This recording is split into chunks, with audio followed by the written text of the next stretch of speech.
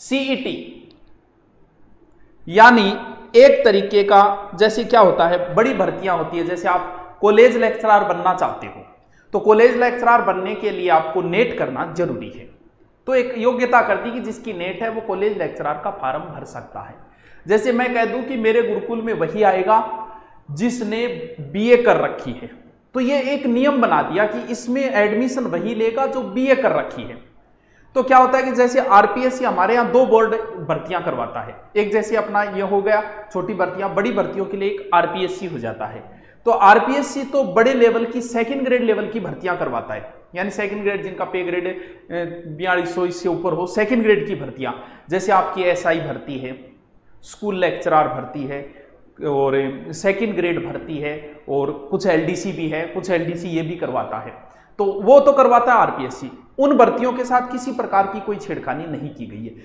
अब जहां कई कह मैं पटवारी तैयारी करूं, पटवारी तैयारी करूं, छात्र चढ़ गए लो मारो पटवारी तैयार करो, नहीं चलो पड़ोसी पूछो बोल कि हाँ सेट हो गए रे, बोल सेट तो हो गयो, कितना बढ़िया रहे सेट में, 40 बढ़िया, बोल तो मुना अगले सेट की तैयारी कर, 40 पटवारी का सपना देखे, एक लेवल का भी पता चल जाएगा आदमी को अपने आप का। यानी वो अगलो पहले ही पूछो सेट हो गए नहीं तो मुना क्या पटवारी करे, पहले सेट तो क्लियर कर, बाई बात है।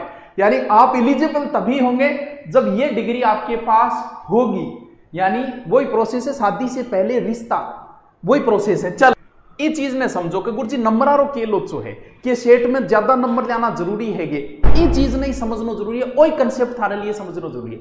जैसे मान लो इसने नहीं कहा है, जैसे आपने सेट का पेपर दिया, ठीक है गुरुजी, ये चीज ने समझो थे कि सेट में अच्छा नंबर लाना क्यों जरूरी है।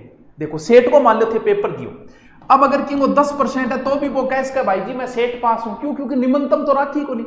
जैसे रीट में कर दिया कि 60, वो कैटेगरी के अनुसार 60, 55, 50 कर दिए, वो तो ठीक है, रीट वाला तो कह देगा मेरा 60 है, मैं एलिजिबल हूं थर्ड ग्रेड के लिए, लेकिन यहां तो कोई नियम ही नहीं बनाया, निम्नतम का कोई नियम ही नहीं है। तो गुरुजी तो फिर क्या होगा, आप जितने ऊंचे नंबर लाओगे उतना ही फायदा होगा। सर कैसे होगा, वो क्या करेंगे, ज्यादा माथापच्ची नहीं करेंगे।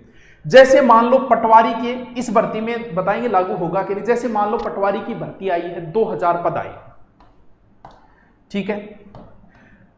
अब वो ये नहीं कहेंगे सेठ में वह सगड़ा आ जाओ, तो कहानी तो बटी घूम फिर आगे पाछी, पाछा 15 लाख व्यवस्था करो, लेकिन सरकार आ चल रही है कि मैं 15 लाख की तो एक बार ही व्यवस्था करा, बाद में मैं सिर्फ जयपुर में पेपर कराऊं ताकि पेपर आउट नहीं हुए, बड़ी सीटियां में कराऊं, संभाग स्तर पर कराऊं। तब देखो वो क्या करेंगे आपकी, यहां समझो इस चीज को, वो देखेंगे कि 2000 पटवारी का पद है तो अपन यहां करा 2000 में, मान लो उदाहरण दे रहा हूं कि अपन 10 गुना बुला लेते हैं, यानी 20,000 बच्चों को बुला लेते हैं। तो वो क्या करेंगे कि मान लो ऐसा नियम बनाएंगे, बना सकते हैं, इस प्रकार का बनाएंगे, सभी को नहीं बिठाएंगे। वो कहेंगे कि सेट के अंदर जिस बच्चे के 60% से ऊपर है वही इस पटवारी का फॉर्म को अप्लाई करेगा। समझे क्या बात को। अब सेट देना मतलब तो निम्नतम योग्यता तो राखी को नहीं, इनको मतलब कोई जा गया पीर हो गया वो भी सेट पास हो गई, या थोड़ी हो गई, यानी अधिकतम वाला। अब मान लो किसी भर्ती में 10 ही पद आए तो वो पूरे सेट वालों को बिठा के क्या करेंगे भाई, वो कह देंगे कि 80% से ऊपर जिसके सेट में है भाई वो कर दो अप्लाई, सुविधा हो गई। अब सरकार उतनों की व्यवस्था जयपुर जैसे शहर में कर देगी ताकि पेपर आउट न हो। कितने अच्छा काम किया, पेपर आउट न होने का सरकार का ये बढ़िया तरीका निकाला है। जैसे क्योंकि संभाग स्तर पे पेपर आउट नहीं थे, समझे क्या इस बात को, तो फिर आपको अच्छे नंबर खींचने पड़ेंगे। क्यों, क्योंकि वो बाद में डिसाइड करेंगे, अलग अलग भर्ती में अलग अलग कर देंगे। जैसे ग्राम सेवक की भर्ती आई, कभी जिसके 40% से ऊपर है सेट के अंदर वो ग्राम सेवक वाला पेपर अप्लाई कर दें। सर दोबारा पेपर, बिल्कुल दोबारा पेपर होगा, सेट तो एक योग्यता रखी है उन्होंने।